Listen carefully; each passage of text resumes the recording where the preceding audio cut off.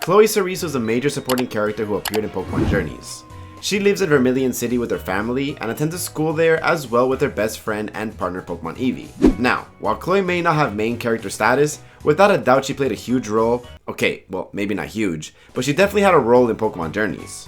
Her main character arc revolved around her Eevee and not knowing which path for it to go on. This of course perfectly mirrors Chloe herself. Chloe being the daughter of Professor Cerise, a famous professor in the Kanto region, and also of Talia Cerise, who is an illustrator. However, this puts her in an awkward situation as she was never really sure which path to take. For her, she was standing all alone with the path in front of her branching in many different directions. Should she become a professor and follow in her dad's footsteps? Should she pick up a pencil and become an illustrator like her mom?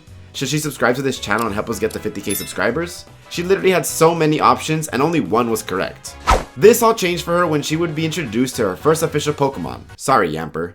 In Pokemon Journeys episode 49, To Train or Not to Train, she would go on to bond with an Eevee that escaped an Eeveelution research center and would end up catching it. What makes this Eevee special from the start is the fact that it was in the Eevee research center. From the start it liked to mimic other Eeveelutions, like when it was seen strutting like Sylveon only to trip on a stone, or when it was trying to swim like Vaporeon and nearly drowned in the process. The research assistants used a Fire Stone and then a Thunder Stone on it, but unlike the other Eevee before it, it didn't actually evolve. So what could this mean? I definitely have a good idea, but you're going to want to watch all the way to the end to find out. Back to this episode. It all started with Chloe being quite unsure of whether or not she wanted to catch her first Pokemon or not.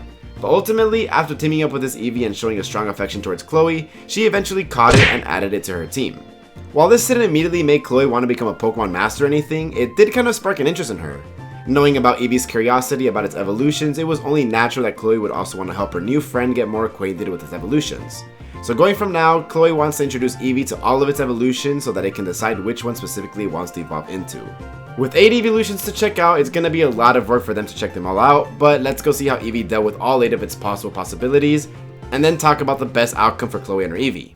Her first encounter with one of the Eeveelutions was with Vaporeon in Pokemon Journeys episode 63, On Land, In the Sea, and To the Future, where Chloe entered in the Kids Marine Athletic Race. As they were close to the finish line, they noticed that Go and Dugong were battling a Huntail, so they went over to help them out. During the battle, they teamed up with Kylie and his Vaporeon to defeat the vicious Huntail. Afterwards, she was gifted a Water Stone as her little memoriam from this event, but Eevee decided not to use it, at least not yet. Chloe, Ash, and Go head towards the Eclipse Castle in Johto and found a clear Chloe doppelganger in Soleil.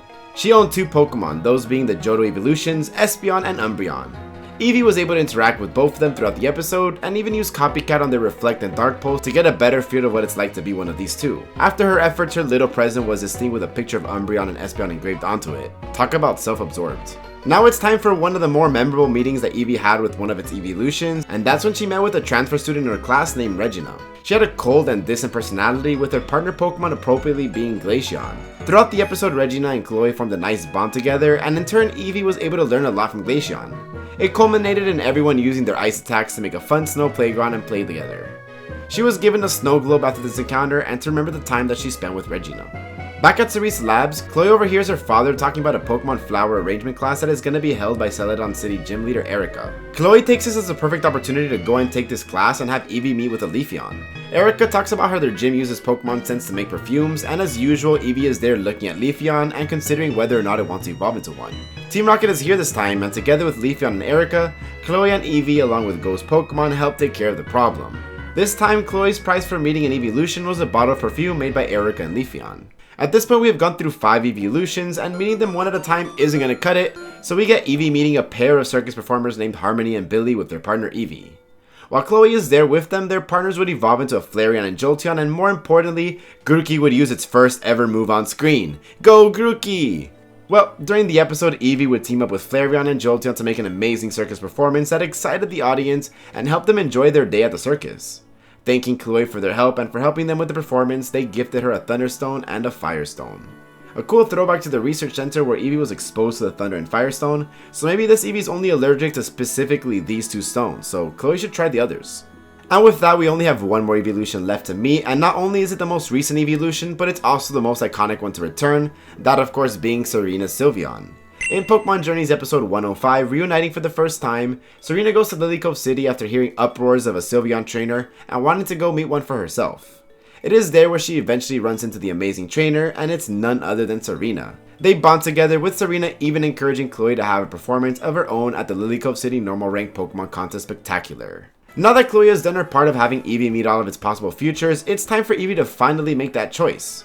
And it all comes to an end in Pokemon Journeys episode 120, Infinite Possibilities, where we get a very heartfelt episode of Chloe interacting with her father as they witness some Clefairy evolve. It culminates when she finally understood what her father meant by saying that there are as many ways to evolve as there are Pokemon. This just further motivates her to want to learn more about Pokemon evolution, but not just because of Eevee now. And thanks to this, we know that Chloe and Eevee became research fellows for the Cerise lab after Ash and Go formally left, so they can go on a journey of their own when she's off of school. But come on girl, no one goes to school like that in the Pokemon world, you know what you gotta do. Knowing that Chloe and Eevee are in a journey of their own opens up so many doors of possibilities for both of their characters. If we really want to delve deep into what could happen, I've got 2 more major adventures for them off the top of my head. First, let's have Chloe and Eevee head to the Alola region again. While she is there, she gets a call from her father to go check out Hau'oli City. In the city outskirts, she hears some commotion, and when heading in that direction, she sees Ilima performing a Z move with Eevee, and this leaves her and Eevee awestruck.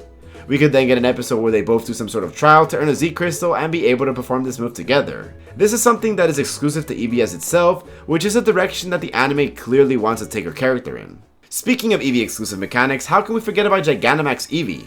Both Meowth and Pikachu were shown off in their new forms throughout the Journeys anime, and the only other basic Pokemon to have them but not get it shown off in the anime was Eevee, which was really surprising when they went out of the way to give one of the bigger supporting characters one so early on.